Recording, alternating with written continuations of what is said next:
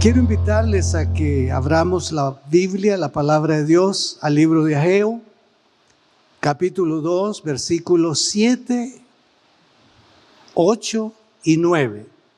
El énfasis estará en el versículo 8. Y el tema que estoy ofreciendo es: el derecho de propiedad está en Dios. El derecho de propiedad está en Dios. Y la palabra de Dios dice así: y haré temblar a todas las naciones, y vendrá el deseado de todas las naciones, y llenaré de gloria esta casa, ha dicho Jehová de los ejércitos. Mía es la plata y mío es el oro, dice Jehová de los ejércitos. La gloria postrera de esta casa será mayor que la primera, ha dicho Jehová de los ejércitos. Y daré paz en este lugar, dice Jehová de los ejércitos.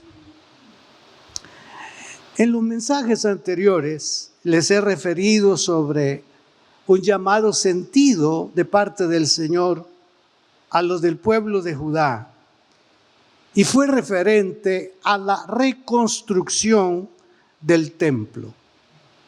Ciro dice en la palabra que recibió la orden de Dios. Ciro era el rey de Persia. Y dice que recibió de parte de Dios la orden de construir el templo. Templo que fue destruido por el año 604, 606, por Nabucodonosor, el rey de Babilonia. Dios, a través de Isaías, llama a Ciro mi siervo. Y alguien podría pensar: ¿cómo es eso de que este era siervo de Dios?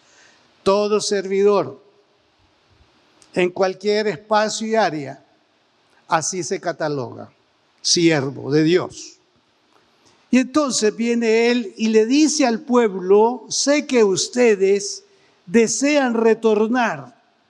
Ya han hecho una sumatoria, él no tiene ningún conflicto para decirle a los que quieran salir, vayan. Pero no los mandó con las manos vacías, sino que les otorgó todo aquello que era necesario para poder hacer realidad la reconstrucción del templo. Comenzaron haciéndolo, comenzaron trabajando, pero circunstancias aparecieron que debilitaron este propósito. Y se dedicaron precisamente a cuidar de sus cosas personales, lo cual en ningún momento está objetado de parte de Dios, sino que la observación era que tenían recursos y tenían tiempo para todo aquello correspondiente a la familia, al bienestar de la familia, pero no tenían tiempo ni recursos para la reconstrucción del templo. Entonces, en una expresión para mí muy sentida de parte de Dios, le dice a los del pueblo de Judá: es para vosotros tiempo, para vosotros, de habitar en vuestras casas artesonadas, y esta casa está desierta. Yo solamente le podría sugerir a usted: considere estas palabras no como palabras dichas exclusivamente a esa nación denominada pueblo de Dios, porque desde el momento que nosotros nos consideremos como hijos, como pueblo, como familia de Dios, nos incumbe una condición y una situación de estas. ¿Por qué? Porque ciertamente el culto mosaico de alguna manera cesó, pero lo que es el culto, la devoción a Dios y lo establecido por Dios para la raza humana y en este caso para nosotros hoy que somos Iglesia del Señor, tenemos que considerar cuánto de nosotros hacemos para Dios, cuánto de lo que nosotros obtenemos, dedicamos para la obra de Dios. Ese es el sentido y eso es lo que usted puede analizar a solas yendo a esta escritura. También les conduje a considerar la satisfacción de parte del Señor, porque cuando ya Dios aparece de una manera muy específica y apela al corazón de ellos, de cómo es que tienen tiempo y tienen espacio y tienen condiciones para sus asuntos eminentemente de familia o personales, pero que ellos han descuidado esto que es tan valioso. Recuerde que el santuario para ese momento tenía un simbolismo extremo. Al ver ellos hacia el templo o dirigirse al templo, inmediatamente podían pensar que la presencia de Dios estaba en ese lugar. Y no digamos cuando a Dios le placía descender y como en una nube cubrir lo que es, digamos, la parte alta del templo y sus paredes, y ellos a la distancia podían decir: la gloria de Dios está cubriendo el templo, la gloria de Dios nos ha visitado, la gloria de Dios se ha hecho sentir. Dos cosas podían provocarle al respecto. Uno era precisamente adoración, devoción a Dios. Y lo otro podría ser un recogimiento espiritual de una condición tal vez no tan adecuada delante del Señor. He visto tu gloria, he considerado tu gloria, y ay de mí, dijo Isaías, que habiendo visto esto, no tengo otra cosa en que pensar, que mi condición espiritual no es óptima para poder estar delante de la presencia de Dios o de disfrutar la presencia de Dios. Ahora les compartiré, por haber abrazado ese llamado de Dios de reconstruir el templo, de disponerse a trabajar en el templo, como Dios les promete que la condición del momento Él la iba a cambiar. Él la iba a resolver totalmente con las palabras registradas en el versículo 8. Mía es la plata y mío es el oro, dice Jehová de los ejércitos. En primer lugar, este versículo, estas palabras nos recuerda que todo le pertenece a Él. No hay nada desde el inicio de la historia de la raza humana o de la creación. No hay nada que no le corresponda o no le pertenezca a Dios. Nosotros los seres humanos a través del tiempo lo que hemos hecho es tomar los recursos dados por Dios para facilitar nuestro estado y nuestra condición, para responder a momentos y a realidades. Nada nace en el hombre, aún aquello que se lleva como a lo científico. Debemos de darnos cuenta que el conocimiento no tiene otro origen. El conocimiento viene de parte de Dios, porque en Él reside el conocimiento, en Él reside la sabiduría, y todo lo que nuestros ojos ven, todo eso es creación de Dios. Ahora, un edificio como este, alguien dirá: esta no es creación de Dios, esto lo crearon los hombres. Pero vamos a revisar los contenidos, lo que se ocupó para este edificio. Se ocupó arena, y esa arena, entonces, ¿dónde está el ser humano que produce arena? ¿Dónde está el ser humano que produce arena? ¿Dónde está el ser humano que produce hierro? ¿Dónde está el ser humano que produzca cemento? ¿Dónde está? Entonces, todo lo que nosotros podemos ver como edificios, como edificaciones, donde se ve la inteligencia del ser humano, inteligencia en la que está detrás de esta la presencia y la sabiduría y la gracia de Dios.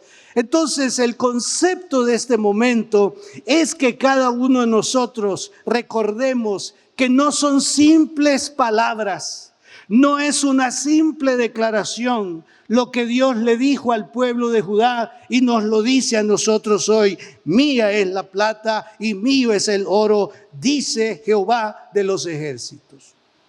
Esta declaración significa que Dios es el dueño de todo. Significa que Él es el poseedor y soberano de todas las cosas.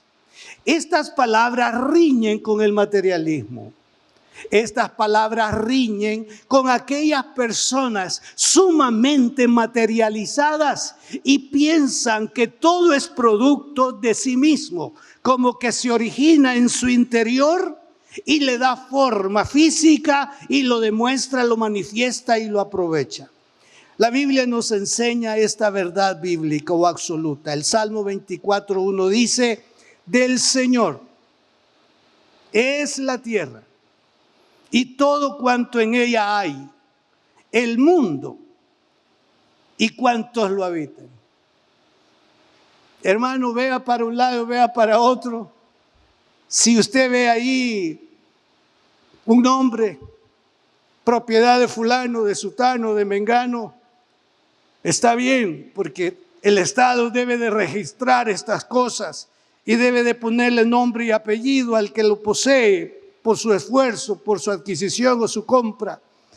Pero nadie puede estacionarse diciendo que es como una exclusividad y que no tiene a quien darle razón. Si usted posee algo, debe de llevarlo a los pies del Señor y decir: gracias por lo que me has dado, pensando en mi bienestar y en el de mi familia, pero todo te pertenece. ¿Dice amén a eso? O sea, todo te pertenece. Ahora, yo sé que estas palabras en un momento pueden ser utilizadas o pueden ser escuchadas de una manera que el predicador en esta mañana no está buscando. Con quien dice: bueno, al decir eso, ¿qué busca? No, yo solamente estoy buscando reverencia y consideración de parte nuestra de que todo le pertenece a Dios. El Salmo 50, versículo 10, 11 y 12 declara: porque mía, óigalo bien, mía es toda bestia del bosque y los millares de animales en los collados. Conozco a todas las aves de los montes y todo lo que se mueve en los campos me pertenece. Y sigue diciendo: si yo tuviese hambre, no te lo diría a ti, porque mío es el mundo y su plenitud. Ese pollo que se va a comer hoy al mediodía tiene dueño. Es Dios. Pero Él le dio facultad para criarlo o para comprarlo. Amén. Para criarlo o para comprarlo. Las dos situaciones debemos de llevarlas precisamente al altar de Dios. Entonces, de esta forma, el Señor controla soberanamente todas las cosas materiales y aún las espirituales, entregándolas según su voluntad a los que Él quiere. Aquí en esta parte, hermanos, es un poco difícil, porque nosotros no concebimos que tal o cual tenga tanto, reciba tanto y yo apenas tanto. Estas cosas han creado un mal ambiente en la sociedad y han llevado a conflictos a los pueblos. Han llevado a una situación tan delicada que no es lo que Dios desea o busca. Pero aquí también puedo yo decirles que está en la soberanía de Dios dar a quien Él quiere y como quiere. Esta es la soberanía de Dios. Y si usted y yo aceptamos la soberanía de Dios, en la soberanía de Dios no hay injusticia alguna. En la soberanía de Dios no hay injusticia alguna. Esos términos son concebidos o son instruidos para nosotros. En el Señor y en su soberanía no hay injusticia. Con todo, Él da a quien Él quiere. Lea conmigo primer libro de Reyes, capítulo 13, particularmente el versículo 13. Dice, y aún también te he dado las cosas que no pediste. Porque Salomón, ¿sabe qué pidió? Sabiduría. Y vino Dios y le dice, por cuanto no pediste riquezas, sino pediste sabiduría. Entonces viene y le dice, y aún también te he dado las cosas que no pediste, riquezas y gloria, de tal manera que entre los reyes ninguno haya como tú en todos los días. Una declaración lapidaria si cabe. No va a haber como tú en toda la tierra. Sí, la revista Forbes, ustedes saben, clasifica y saca, enumera los 10 hombres más ricos del mundo. Y hace poco estos publicaron los 10 más ricos que han muerto en estos días. Entonces la pregunta es, ¿cuánto estos clasificados en esa condición condujeron sus riquezas, sus bienes a la eternidad? Tenemos que aceptar lo que dijo Pablo: desnudo venimos y sin nada nos vamos a ir. Entonces todo esto, hermano, muchas veces está en la Biblia, pero parece que no son fragmentos, si cabe eso, que nos convengan a nosotros, sino que buscamos algunos términos que consoliden nuestro pensamiento, nuestra idea. Y quiero decirle, hermano, rindamos toda nuestra mentalidad o pensamiento a los pies del Señor para poder tener o acercarnos a una mente justa delante de Él. Entonces Él da a quien quiere, y así se lo dijo a Salomón. Salomón tuvo más riqueza que el propio David. Pero esto está en la soberanía de Dios. Entonces debemos de ir cerrando esta parte con lo siguiente: Él es la fuente de todas las riquezas, porque todo le pertenece. Dice la palabra de Dios, de acuerdo al reconocimiento de David en primer libro de Crónicas 29:11. Escúchelo: tuya es, oh Jehová, la magnificencia y el poder, la gloria, la victoria y el honor, porque todas las cosas que están en los cielos y en la tierra son tuyas. Tuyo, oh Jehová, ese reino, y tú eres excelso sobre todos. Las riquezas y la gloria proceden de ti, y tú dominas sobre todo. En tu mano está la fuerza y el poder, y en tu mano el hacer grande y el dar poder a todos. En Él reside todo. Lo que hoy se convierte en un aparato como este, sus elementos, todo lo que lo compone, se puede ir considerando, ¿y esto de dónde viene? ¿Y esto de dónde viene?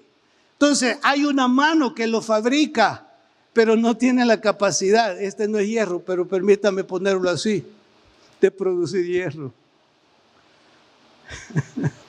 El hierro lo fue a sacar de lo natural, de lo creado por Dios. Pero estas cosas, como no estamos buscando lo espiritual, no nos detenemos a estas consideraciones.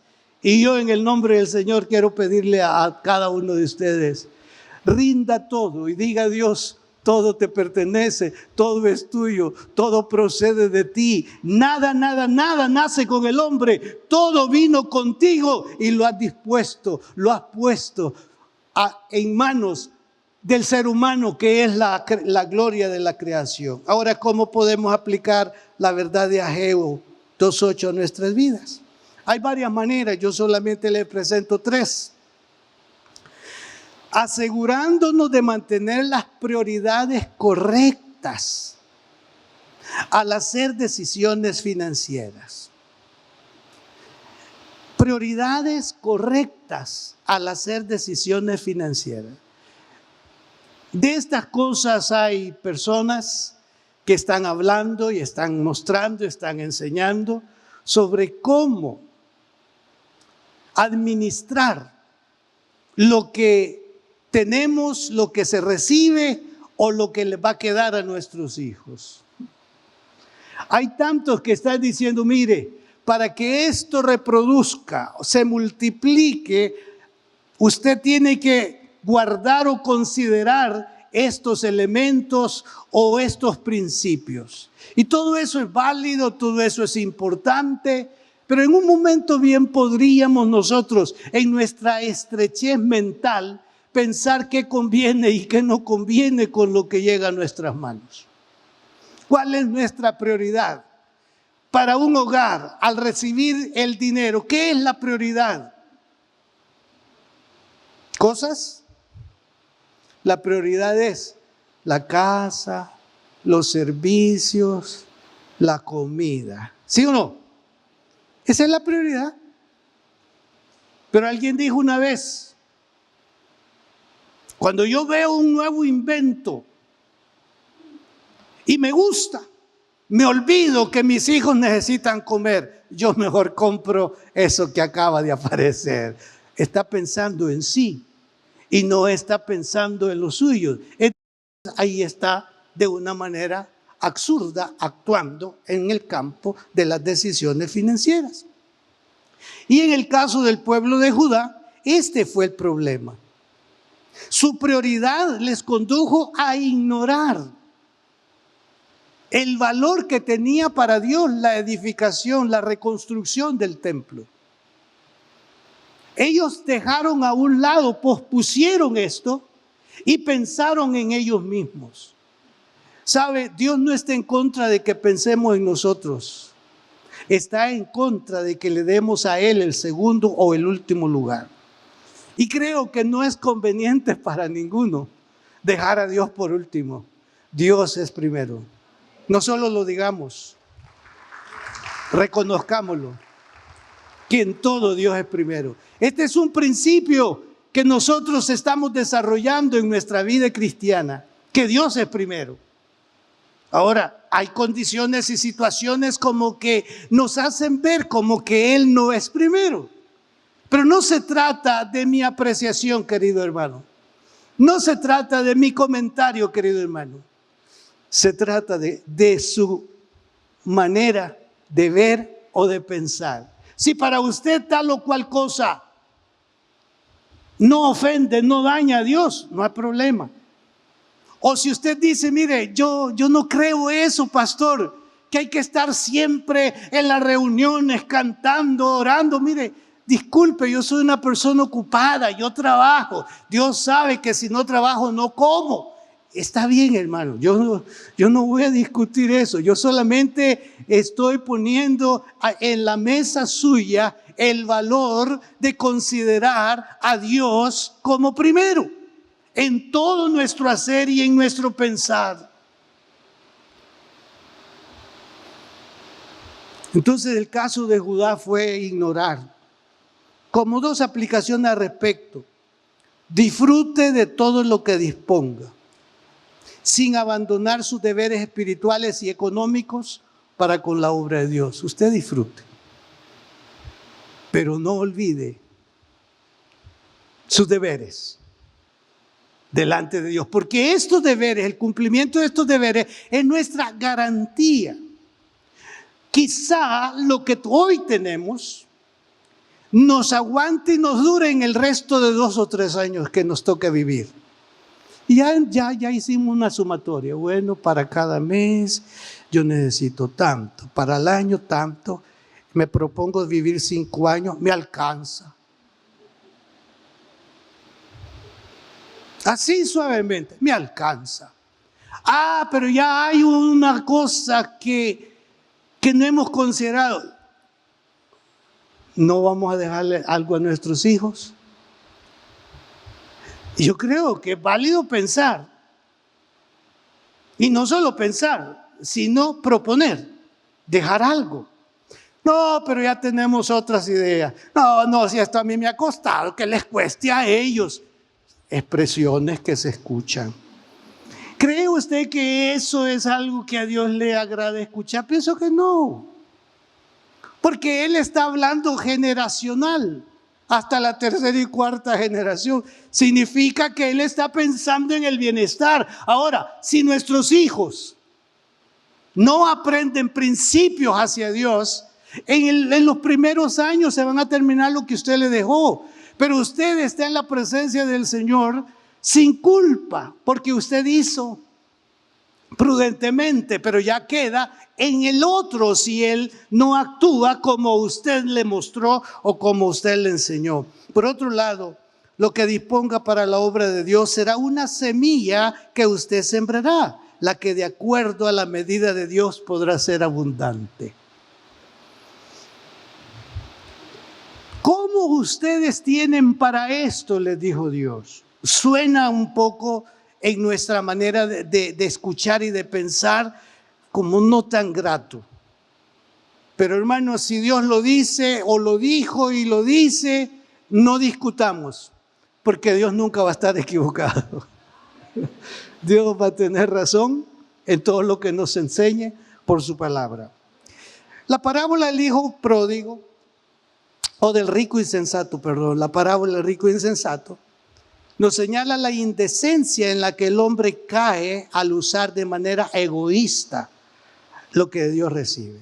Lucas 12, 20, 21 dice: pero Dios le dijo: necio, esta noche vienen a pedirte tu alma, y lo que has provisto, ¿de quién será?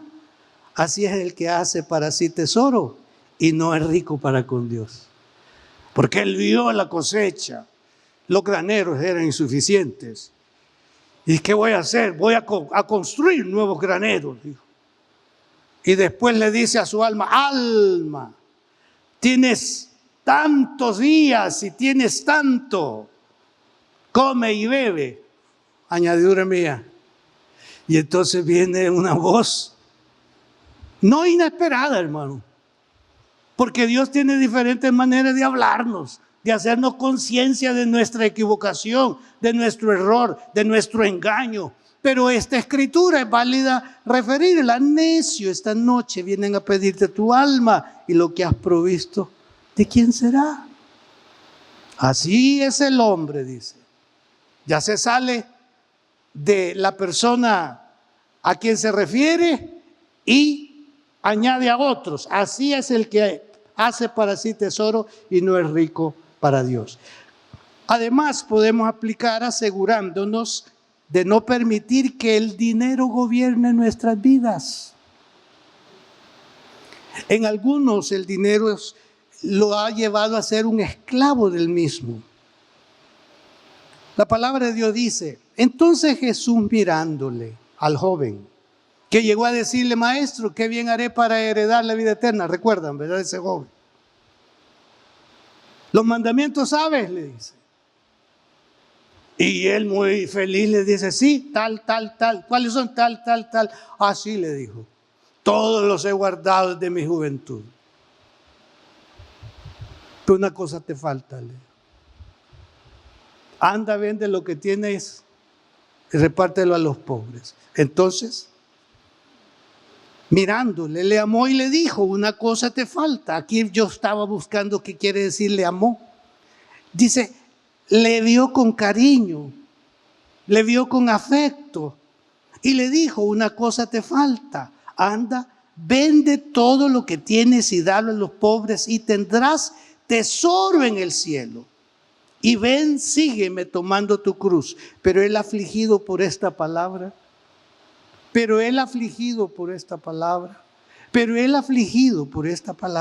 se fue triste, porque tenía muchas posesiones.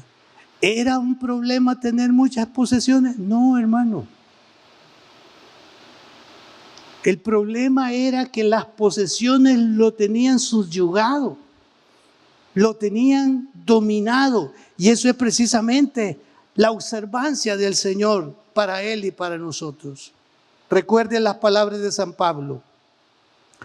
Porque los que quieren enriquecerse caen en tentación y lazo y en muchas codicias necias y dañosas que hunden a los hombres en destrucción y perdición. Porque raíz de todos los males es el amor al dinero, el cual, codiciando algunos, se extraviaron de la fe y fueron traspasados de muchos dolores. Pero Pablo no está diciendo acá que el dinero sea malo. Lo que es malo es el amor al dinero. Eso es lo malo. El amor al dinero. Porque es raíz de todos los males. Entonces el que ama el dinero puede caer en algunos ilícitos para obtener. Y Dios escudriña y sabe. Ilícitos para obtener, porque ama demasiado el dinero. No entiende que no debe de hacerlo, pero es que está esclavizado y ama el dinero. Y no le interesa si con esto va a heredar maldición o va a heredar pobreza. O no le interesa si de alguna manera esto lo va a perder. De una manera accidental o como sea el asunto. Pero Dios tiene formas. Y por último, al respecto, manteniendo siempre una perspectiva divina, santa en nuestras finanzas. Atendamos el consejo de Jesús. Él dijo, no os hagáis tesoros en la tierra, donde la polilla y el orín corrompen y donde ladrones minan y hurtan, sino haceos tesoros en el cielo, donde ni la polilla ni el orín corrompen y donde ladrones no minan ni hurtan. Porque donde esté vuestro tesoro, allí estará también vuestro corazón. Ese es el cuidado que Dios, o al que Dios nos invita. No a que usted deje de elaborar, no a que usted deje de producir, sino que tener la claridad de que ese producto tiene un origen porque de él vienen las fuerzas para hacerlo. De él viene la inteligencia para hacerlo. Pero todos estos principios que el mundo no los quiere rendir o reconocer delante del Señor. Pero esa es una cosa que cada uno en el día del Señor vamos a dar cuenta. El deber nuestro es tomar a Dios con la sencillez del corazón, la responsabilidad de lo que Él quiere enseñarnos a través de su palabra. Entonces, tener una perspectiva clara, santa, en cuanto a nuestras finanzas. Y recordemos que una parte de lo que recibimos hemos de devolvérselo a Él. Y aquí está una parte que es bien sensible para muchos de nosotros. Él, según lo ha descrito, dijo, traed todos los diezmos al alfolí y hay alimento en mi casa. Y probadme ahora en esto, dice Jehová de los ejércitos, si no os abriré las ventanas de los cielos y derramaré sobre vosotros bendición hasta que sobreabunde. Está hablando, hermanos, volvamos al texto. Mía es la plata y mío es el oro, dice Jehová de los ejércitos. De eso que es de Él y que generosamente pone en nuestras manos, independientemente de cómo usted lo obtiene en el sentido justo laboral. Porque eso sucede. El que no trabaja, que no coma. Entonces usted, hermano, usted tiene que trabajar, todos tenemos que trabajar. ¿Cuántos no trabajan y comen? Hermano, todos somos llamados a trabajar. Y el trabajo tiene esta, digamos, recompensa. Tener para la vida, como se dice. Pero viene Dios, todo lo puso en las manos del hombre y ya para establecer o estableciendo la parte cúltica. Vea usted. Para establecer en el hombre esa necesidad, o para desarrollar o para atender esa necesidad cúltica. Viene y establece el sistema financiero para sostener el culto. Le dijo a Leví: yo no te voy a dar tierra a ti, mi heredad voy a ser, tu heredad voy a ser yo. Qué privilegio para ese, que la heredad de él o de ellos fuera Dios. Pero ¿cómo iba a sostener? Las 11 demás iban a traer en cumplimiento de lo recibido a la casa de Dios para atender todo lo respecto al culto. ¿Le amplío? ¿O ya estuvo eso? Hermano, el 90 es suyo. El 10 es de Dios. Y usted no lo debe negociar. Usted no debe negociar. No se invente, perdón la forma, he pedido al Señor tener las mejores palabras, pero no se inventen necesidades. No, pero aquí hay necesidad, allí no necesita.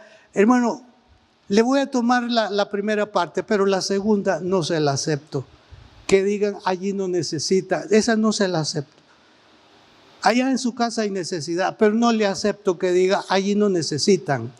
Querido hermano, sé que no vamos a cumplirle a Dios por necesidad, porque Dios bendice al dador alegre.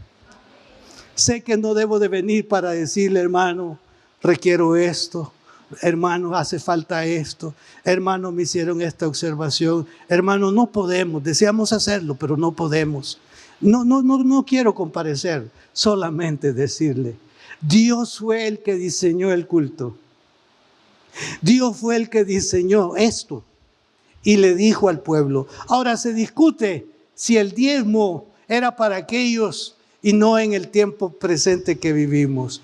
Yo no entro en esas, en esas explicaciones, pero me quedo con lo que algunos dijeron. Si usted busca las promesas de Dios a Israel y las quiere traer al presente, recordarle que eran promesas para Israel y no promesas para usted.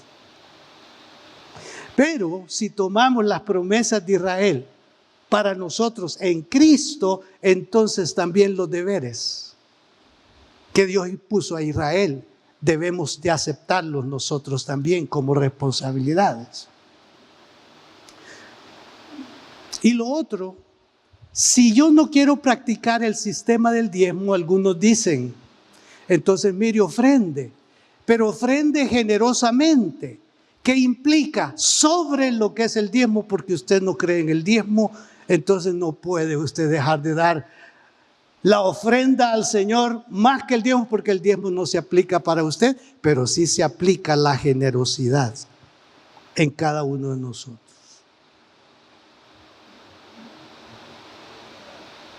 Mía es la plata y mío es el oro. Para que yo pueda hacer uso de que eso de Dios viene a mis manos, hay una promesa de provisión que el Señor establece para usted y para mí. Pero todo lo he recibido, dijo Pablo, y tengo abundancia.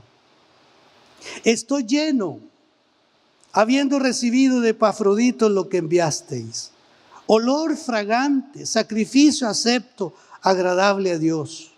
Mi Dios, pues, suplirá todo lo que os falta, conforme a sus riquezas en gloria, en Cristo Jesús. Ahí está. De Él es la plata y el oro. Tiene suficiente para proveer. Tiene suficiente para suplir. Tiene suficiente para dar. Pero considera el apóstol la acción antes de la promesa.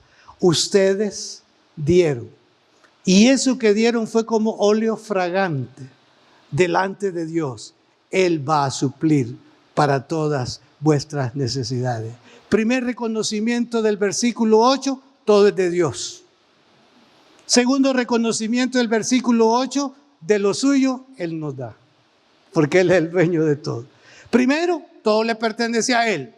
Segundo, de lo que a Él le pertenece, Él dispone para cada uno de nosotros.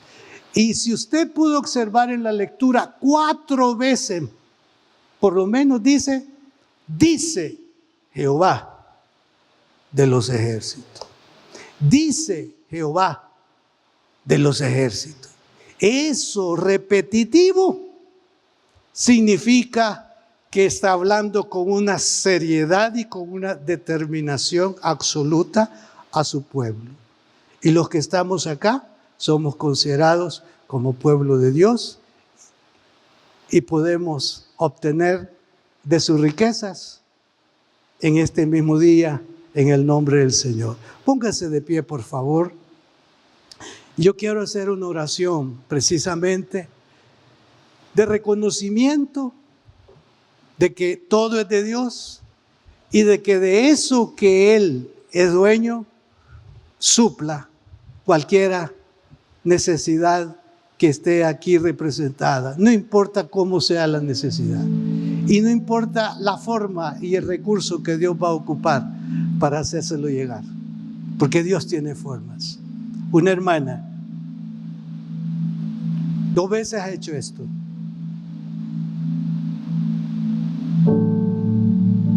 Una prueba tremenda por la que pasó y todo. Vinieron ella y sus 3 hijos. Pastor, este es el primer salario de la pensión por la muerte de mi papá. Y aquí traemos la primicia. Lo traía la viuda y lo traían los 3 hijos. Y ellos me dijeron, esto nos lo enseñó papá y nosotros queremos hacerlo. Lo recibí, oré por ello y conociendo y en mi corazón les dije, ocúpenlo en su viaje. Regresa en su viaje, recibe un aumento bajo las condiciones en las que estaba y traía la primicia de ese aumento. Me recalcaba, lo aprendimos con mi esposo. ¿Qué me agradaría, queridos matrimonios, que en todo lo que ustedes dispongan y se pongan de acuerdo, dispongan servir a Dios juntos, dispongan bendecir el nombre del Señor juntos, hereden a sus hijos bendición hasta la 3ª y 4ª generación. Señor, queremos hacer este alto dándote gracias por la enseñanza que dejaste. Nada es del hombre. Todo lo que el hombre posee proviene de ti. Y te damos gracias por tu palabra que nos lo enseña. Y ya no tenemos problemas como otros que están materializados, porque al haber nacido de nuevo y haber depositado nuestro corazón a ti, te hemos dicho, todo te pertenece de mí, Señor. Todo rindo delante de ti. Toda potestad que tú hayas puesto en mis manos, reconozco que procede de ti. Te doy gracias por esa palabra y ese entendimiento. Y ahora, Señor, mira cada corazón, mira cada estado, mira cada condición. Te pido que suplas para sus necesidades, que no haya ni uno tan solo que esté pasando o esté a diente limpio, que tenga comida, que tenga vestuario, que tengas trabajo seguro, que tú estés yendo por delante para cambiar las condiciones y las situaciones. Tú sigues siendo el mismo y tú amas a tu pueblo, y aquí habemos una parte de tu pueblo. Muchas gracias por haber estado siguiéndonos en las diferentes plataformas digitales donde transmitimos. Ha sido un precioso momento el servicio que hemos celebrado delante del Señor, edificando la vida de cada uno de nosotros. Y este es un momento muy importante. Deseo invitarles a que abran su corazón y reciban al Señor Jesucristo como su único y suficiente Salvador personal. Si está de acuerdo con hacerlo, repita esta oración después de mí. Señor, te entrego mi vida a esta hora. Reconozco que soy pecador y que solamente en ti encontraré el perdón. Lávame con tu sangre en este mismo momento y conforme a tu palabra, escríbeme en el libro de la vida. En el nombre de Jesús. Amén. Si hizo esta oración, bienvenido a la familia de Dios. Es importante que busque una iglesia donde congregarse para poder crecer en su vida espiritual. Desde luego, les ofrezco la iglesia que yo presido, Templo Cristiano de las Asambleas de Dios. Nos veremos en una próxima oportunidad. Que Dios los bendiga.